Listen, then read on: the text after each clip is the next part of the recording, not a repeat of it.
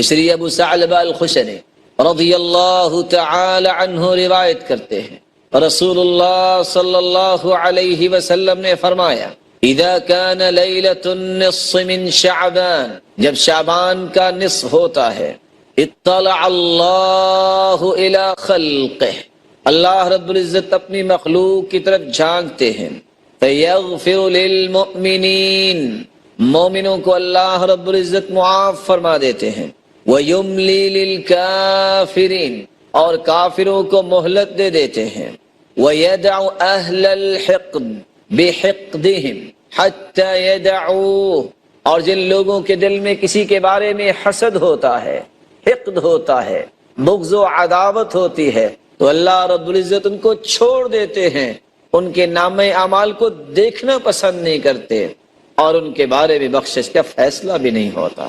بلکہ رسول اللہ صلی اللہ علیہ وسلم نے فرمایا اللہ رب العزت ہر ایک کو معاف فرما دیتے ہیں، مشرک کو معاف نہیں کرتے، مشاحن کو معاف نہیں کرتے۔ مشاحن وہ شخص جس کے دل میں کسی شخص کے بارے میں بغض ہے، عداوت ہے، تعصب ہے، حسد ہے، ایسے شخص کو اللہ معاف نہیں کرتے۔ 114 صورتیں کو ہے آیت اس کے بارے میں، آپ تھوڑا سا اس بارے میں سوچا کریں کہ یہ کام جو اس وقت ہو رہا ہے قرآن میں تو اللہ نے سب کچھ بیان کیا ہے، کوئی ایک آیت بھی آئی ہے؟ اللہ آپ کو سلامت رکھے، اچھا کیا آپ نے۔ سورہ دخان کا حوالہ، سورہ دخان میں اللہ فرماتے ہیں انا انزلناہ فی لیلۃ مبارکہ، ہم نے قرآن کو بابرکت رات میں اتارا، اور ساتھ ہی یہ فرمایا فیہا یفرق کل امر حکیم، اس رات میں قسمت کے فیصلے ہوتے ہیں۔ آپ میرے ساتھ ہیں؟ قرآن کہتا ہے انا انزلناہ فی لیلۃ مبارک، ہم نے قرآن کو برکت والی رات میں اتارا۔ سن لیا آپ نے؟ قرآن یہ بھی کہتا ہے شہر رمضان الذی انزل فیہ القرآن، رمضان کا مہینہ وہ ہے جس میں قرآن کو نازل کیا گیا۔ سن رہے ہیں آپ میرے ساتھ ہیں؟ قرآن یہ بھی کہتا ہے انا انزلناہ فی لیلۃ القدر، ہم نے قرآن کو کب اتارا؟ اگر یہ سمجھے کہ لیلۃ المبارکہ یہ سورہ دخان میں اس سے مراد یہ رات ہے، تو پھر قرآن رجب میں اترا تھا کہ شعبان میں؟ بولیے، تو یہ تھوڑا سا آپس میں کلیش نہیں ہو گیا؟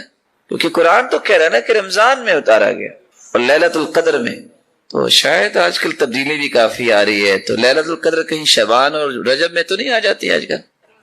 کب ہوتی ہے؟ رمضان میں ہوتی ہے۔ تو آپ ان تینوں آیتوں کو سمجھیے میرے پیارے بھائی۔ کیسے سمجھیں گے؟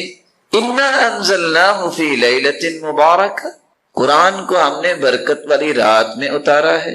انا انزلناہ فی لیلۃ القدر، جو لیلۃ القدر کی رات ہے اور جو رمضان میں ہوتی ہے۔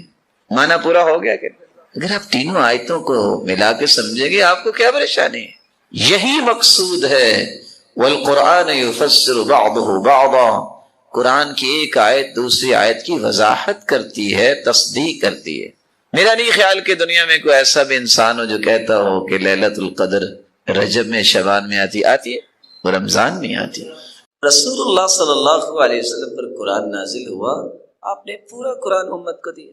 رسول اللہ صلی اللہ علیہ وسلم پر اللہ تعالیٰ نے جو احکامات نازل کیا، آپ نے تمام کے تمام احکامات امت کو سکھا دیے۔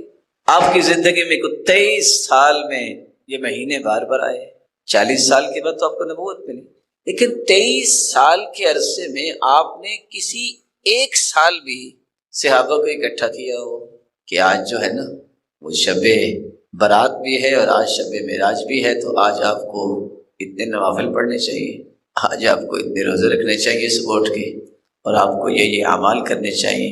امت کو اس بات کا حکم نہیں دیا۔ بات وہی ہے کہ سوچنے والا آج بھی سوچتا ہے، لاجک بھی یہ پیش کرتا ہے، نیکی ہے نا، اصل میں نیکی وہ ہے جس کو قرآن نے ڈیفائن کر دیا۔ نیکی وہ ہے جو محمد کریم نے پیش کر دی ہے، سمجھا دیا ہے، اس کا تذکرہ قرآن و حدیث میں نہیں ہے، وہ نیکی نہیں بن سکتی، کیونکہ نیکی کا معیار اور پیمانہ ہی دو چیزیں ہیں، کتاب اللہ و سنت رسولی۔ لوگوں میں تمہیں دو چیزیں چھوڑ کے جا رہا ہوں، ایک اللہ کا قرآن ہے اور ایک اس کے رسول کی سنت ہے۔ جب تک ان دونوں چیزوں کو تھامے رکھو گے تم کبھی گمراہ نہیں ہوگے۔ ایک بھائی محترم معزز مکرم اٹھتا ہے۔ دیکھیں جی قرآن کہہ رہا ہے اِنَّا أَنزَلْنَاهُ فِي لَيْلَةٍ مُبَارَكَةٍ، ہم نے برکت والی رات میں قرآن اتارا ہے، فِيهَا يُفْرَقُ كُلُّ أَمْرٍ حَكِيمٍ۔ میرے معزز، میرے محتشم، قرآن کی آیت تو آپ نے صحیح پڑھی ہے، جو مفہوم آپ نکالنے جا رہے ہیں کسی صحابی کو بھی سمجھ آیا؟ 1,44,000 صحابہ حجۃ الوداع کے موقع پہ تھے اور آپ نے سب کو مخاطب کر کے فرمایا الا هل قد بلغت، کیا میں نے پہنچا دیا؟ سب نے کہا کہ آپ نے اللہ کا دین ہمیں پہنچا دیا۔ تو اللہ کے رسول نے اپنے رب کو بھی گواہ بنایا، اللہم اشہد فانی قد بلغت، اللہ گواہ رہنا میں نے سارا دین پہنچا دیا۔ نبی کریم صلی اللہ علیہ وسلم نے تو دین سارا پہنچا دیا۔ اگر تو اس دین کے اندر اس بات کا تذکرہ ہے کہ لوگوں کو یہ رخ دیا جائے کہ آپ نے یہ کرنا ہے اور آپ نے وہ کرنا ہے، تو پھر تو ماننا چاہیے۔ جو مانتا نہیں وہ تو مجرم بنے گا اللہ تعالیٰ کے ہاں۔ لیکن جس چیز کو دین نے پیش نہیں کیا اس کو اپنی تجرباتی زندگی کو دلیل بنا کر کے میرا ایکسپیرینس یہ کہتا ہے، میرے فلاں نے یہ کہا ہے، میرے علان نے یہ کہا ہے، اور یہ فلاں کتاب میں لکھا ہے۔ جس کتاب کا تذکرہ جو ہے کرتے وقت بھی سوچنا پڑتا ہے، اس کو کتاب حدیث کی کہیں، تاریخ کی کہیں، وجدان کی کہیں، حکمت کی کہیں، کیا کہیں، تو یہ ہمیشہ انسان اپنے آپ کو راہ راست سے دور رکھے گا جو قرآن و سنت سے اعراض کرتے ہوئے کسی اور چیز کو پیمانہ بناتا ہے۔ اب قرآن مجید نے یہ فیصلہ کر دیا ہے شہر رمضان الذی انزل فیہ القرآن، رمضان کا مہینہ وہ ہے جس میں قرآن کو نازل کیا گیا۔ انا انزلناہ فی لیلۃ القدر، ہم نے قرآن کو نازل کیا لیلۃ القدر میں۔ انا انزلناہ فی لیلۃ مبارکہ، ہم نے قرآن کو نازل کیا برکت والی رات میں۔ اب ان تینوں چیزوں کو جمع کیجیے، قرآن مجید لیلۃ القدر میں نازل ہوا جو برکت والی رات ہے، جو رمضان میں ہوتی۔ وہاں اگر یہ مفہوم نکال لیا جائے کہ آج اللہ تعالیٰ جو ہے وہ اتریں گے، نزول فرمائیں گے، اور جو جو جاگرا ہوا اس کو برات مل جائے گی، گناہ معاف ہو جائیں گے۔ صحیح بخاری کی روایت ہے ينزل ربنا تبارك وتعالى كل ليلة إلى السماء الدنيا حين يبقى ثلث الليل الآخر، اللہ ذو الجلال تو ہر رات جب تہائی حصہ رات کا رہ جاتا ہے آسمان دنیا کی طرف نزول فرماتے۔ صحیح بخاری کی روایت اور صحیح مسلم کی روایت بتا رہی ہے کہ اللہ ذو الجلال ہر رات نزول فرماتے ہیں۔ میں نے صرف اشارہ کرنا چاہا ہے، حدث ولا حرج، اس طرح کے اعمال، اس طرح کی کہانیاں، اس طرح کی من گھڑت قصے امت کے اندر عام ہو گئے، نہیں عام ہوئی تو سنت عام نہیں ہوئی۔ اور سچ کہا کرتے تھے شیخ البانی رحمۃ اللہ علیہ کہ جب آپ سنت کو زندہ کریں گے جب آپ بدعت کو زندہ کریں گے، ایک نئی چیز پیدا کریں گے، اس کا اثر ہمیشہ یہ ہوگا لوگ سنتوں سے اعراض کریں گے۔ اس لیے ابو ثعلبہ الخشنی رضی اللہ تعالی عنہ روایت کرتے ہیں رسول اللہ صلی اللہ علیہ وسلم نے فرمایا اذا كان لیلۃ النصف من شعبان، جب شعبان کا نصف ہوتا ہے، اطلع اللہ الی خلقہ، اللہ رب العزت اپنی مخلوق کی طرف جھانکتے ہیں، فیغفر للمؤمنین، مومنوں کو اللہ رب العزت معاف فرما دیتے ہیں،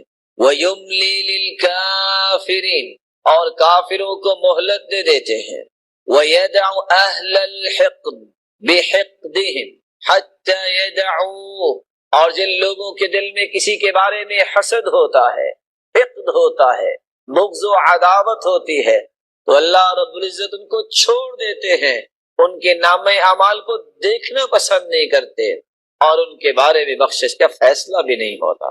بلکہ رسول اللہ صلی اللہ علیہ وسلم نے فرمایا فَيَغْفِرْ لِجَمِيعِ خَلْقِهِ إِلَّا لِمُشْرِكٍ أَوْ مُشَاحٍ، اللہ رب العزت ہر ایک کو معاف فرما دیتے ہیں، مشرک کو معاف نہیں کرتے، مشاحن کو معاف نہیں کرتے۔ مشاحن وہ شخص جس کے دل میں کسی شخص کے بارے میں بغض ہے، عداوت ہے، تعصب ہے، حسد ہے، ایسے شخص کو اللہ معاف نہیں کرتے۔ سال کے اندر بہت سارے ایسے مواسم رکھے ہیں جن میں متقی اپنے تقوی کی تجارت کو فروغ دیتے ہیں، اور مومن اپنے ایمان کی تجارت کو بڑھاتے ہیں۔ ان میں سے ایک تجارتی موسم رمضان مبارک کا بھی آنے والا ہے۔ اس مہینے کے لیے رسول اللہ صلی اللہ علیہ وسلم نے جو امت کو رہنمائی دی، آپ صلی اللہ علیہ وآلہ وسلم نے شعبان کے اندر روزے رکھے۔ کیوں روزے رکھے؟ طبیعت کو اس بات پہ مائل کرنے کے لیے 15 شعبان تک روزے رکھنا کہ میں نے اس کے بعد یہ پریکٹس کرنے کے بعد رمضان مبارک میں داخل ہونا ہے، اور وہ اس خوشی کے ساتھ میں داخل ہوں، کسی قسم کی کوئی قلق اور بوجھ نہ ہو، اس راحت کے ساتھ میں اس مہینے میں داخل ہوں کہ یہ مجھ پہ فرض ہے، اور شاید کہ میری زندگی کے سب سے خوبصورت لمحات وہ ہوں گے جن لمحات میں نے روزہ رکھا ہو۔ قرآن و حدیث کے دلائل کو دیکھا جائے تو یہ گنتی کے چند اعمال ہیں جن کے بارے میں اللہ ذو الجلال نے فرشتوں کو حکم دیا ہے کہ آپ ان کا اجر لکھ ہی نہیں سکتے۔ الصوم لی وانا اجزی بہ، بس یہ لکھ دو کہ روزہ رکھا ہے۔ فرشتوں کے پاس کیلکولیشن کا کتنا بڑا نظام ہے، وہ کیلکولیٹ ہی نہیں کر سکتے کہ اللہ ذو الجلال روزے کا اجر کتنا دیں گے۔ اس لیے اللہ ذو الجلال نے فرمایا کہ الصوم لی وانا اجزی بہ، بس یہ لکھ دو کہ روزہ میرے لیے ہے، اور اس کا اجر بھی میں اپنی شان اور عظمت کے مطابق ہی۔ اس کی ایک جھلک حدیث نے بیان کی ہے جو صحیح بخاری اور صحیح مسلم کی روایت ہے، ما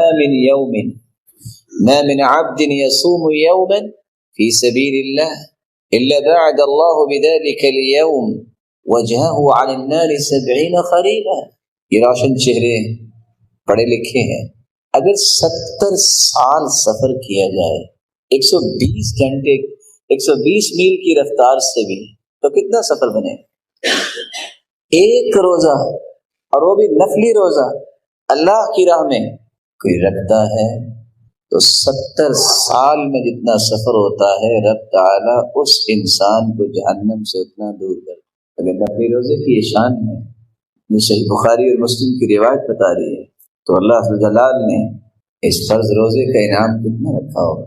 اس لیے جب صحابی ابو امامہ رضی اللہ تعالی عنہ نے سوال کیا تھا کہ مجھے کوئی وصیت کیجیے، فرمایا علیک بالصوم فإنہ لا مثل لہ، تم روزہ رکھا کرو، اس کے مثل کوئی عمل نہیں۔ لیکن یہ رمضان پہلا رمضان نہیں ہے جو ہماری زندگی میں آئے گا، کتنے یہ مبارک مہینے آئے، لیکن ان مہینوں سے میں نے فائدہ کتنا لیا، اور میرا فائدہ لینے کے سامنے رکاوٹیں، ہرڈلز اور کتنی مشکلات آئیں، میں نے اس کو کبھی امیجن نہیں کیا۔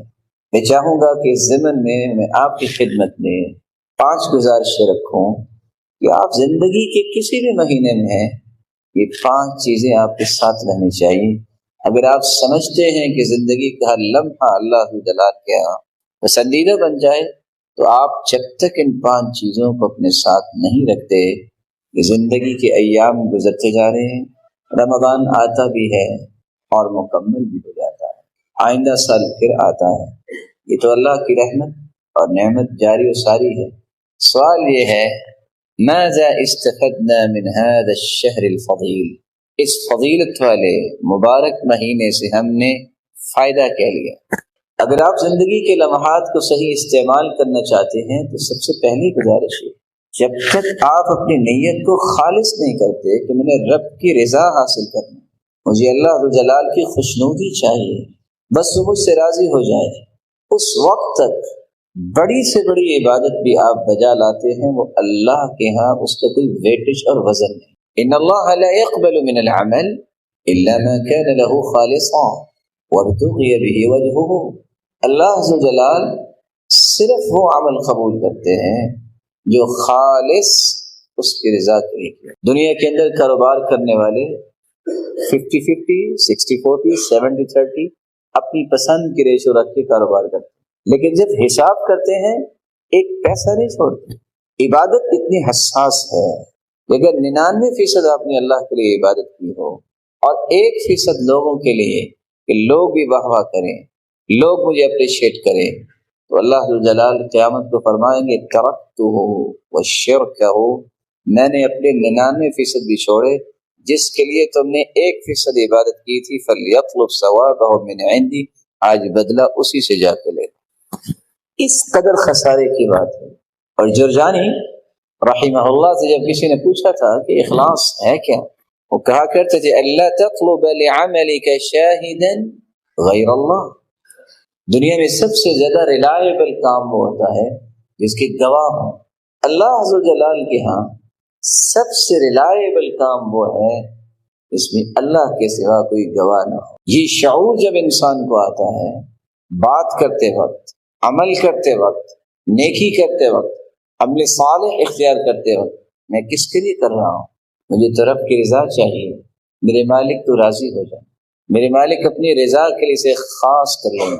یہ شعور اگر بیدار ہو جائے تو اس سے قیمتی انسان روئے زمین پہ. نو ڈاؤٹ کہ جہاد کتنا عظیم کام ہے. شریعت نے جو 2-3 باتیں بیان کی ہیں جن کا وزن میں اور آپ نہیں کر سکتے.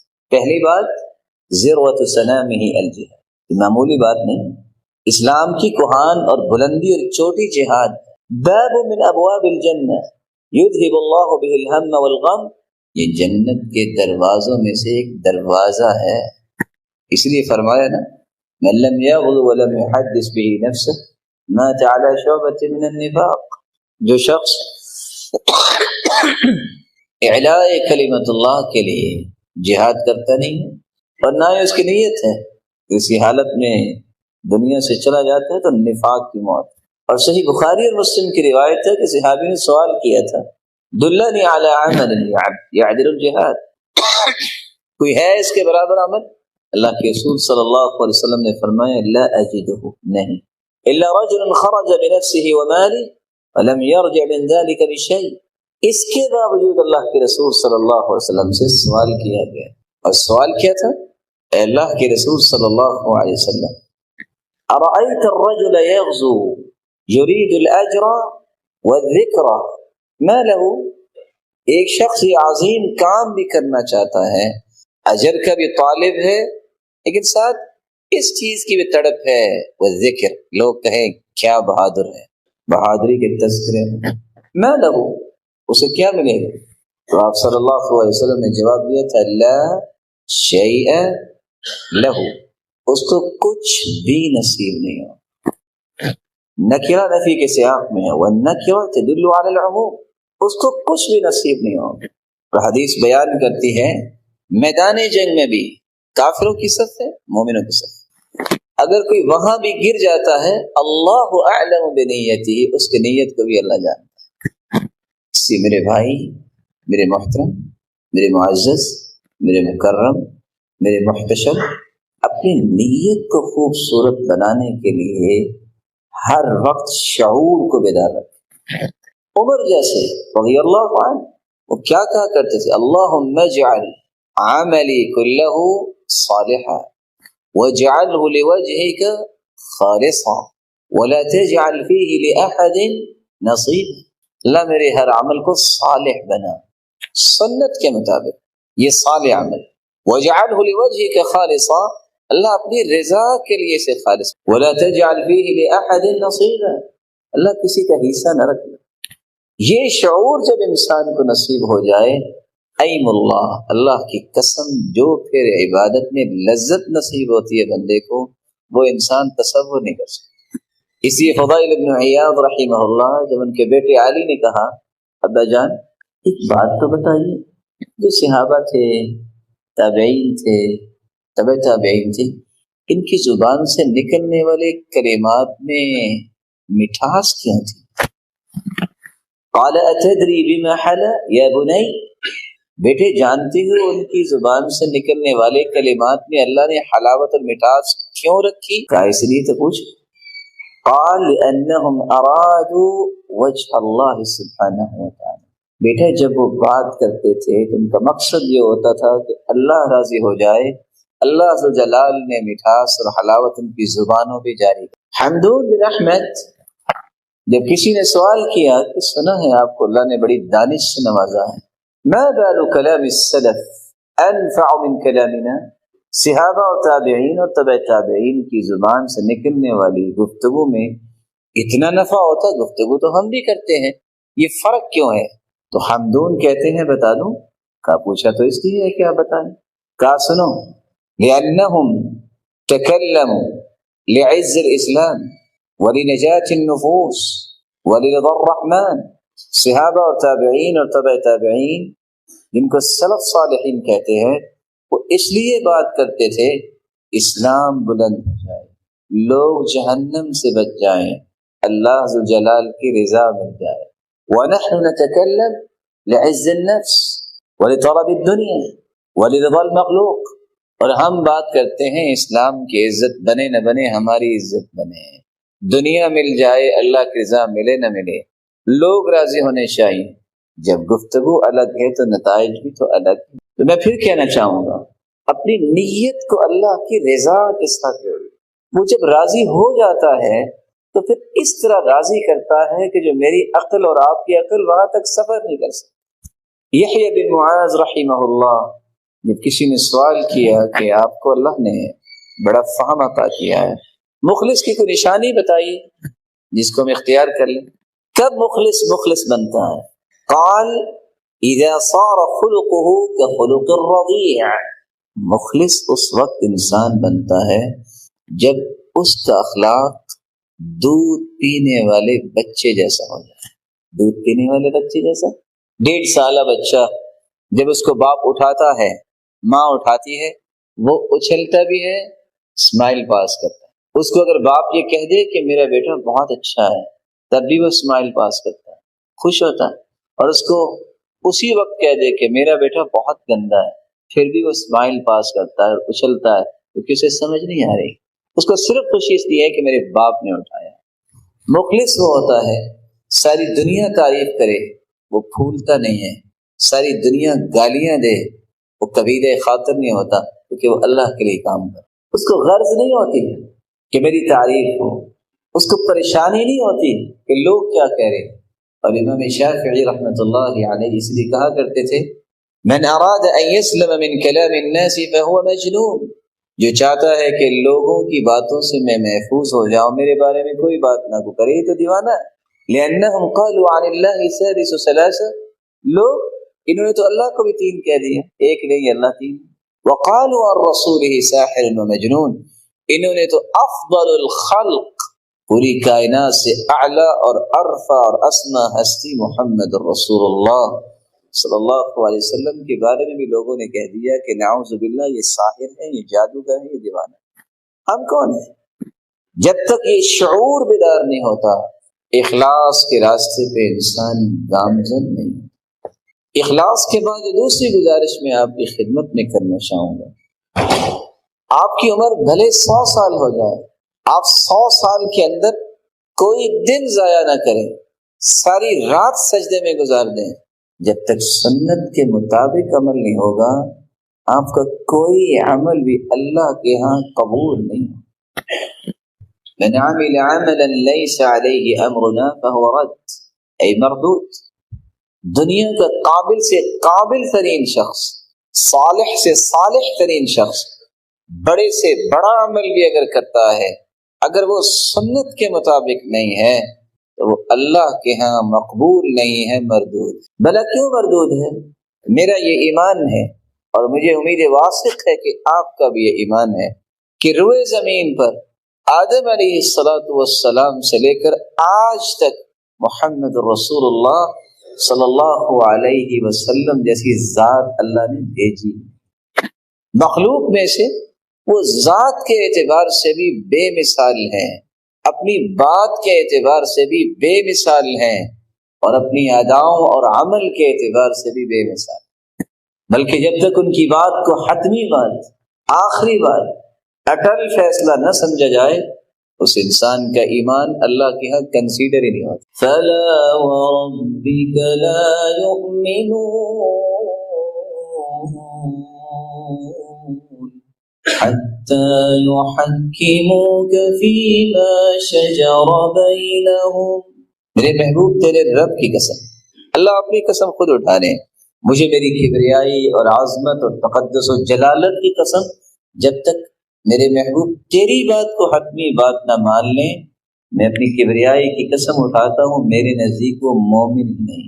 امام اہل سنت والجماعہ امام احمد ابن حنبل رحمہ اللہ جو 10 لاکھ حدیثوں کے حافظ تھے، راوی کہتے ہیں میں نے کشتی میں ان کے ساتھ سفر کیا، میں نے سوچا کہ دعا کیا کرتے ہوں گے، میں نے پورے سفر میں صرف 2 دعائیں سنی، اللہم احینی علی الاسلام والسنہ، یا اللہ ایک تو اسلام پہ زندہ رکھنا اور ایک سنت کے مطابق عمل کی توفیق۔ السنہ کسفینۃ نوح من رکبها نجا ومن تخلف عنها ہلک۔